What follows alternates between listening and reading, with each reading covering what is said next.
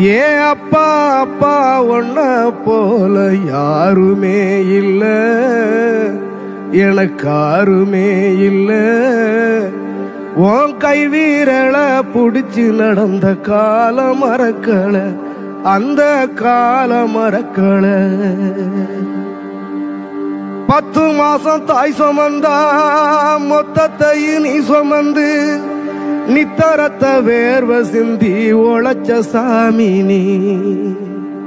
துன்பங்களை நீ சுமந்து இன்பங்களை எனக்கு தந்து நம்பிக்கைய ஊட்டி என்ன வளர்த்த சாமி நீ.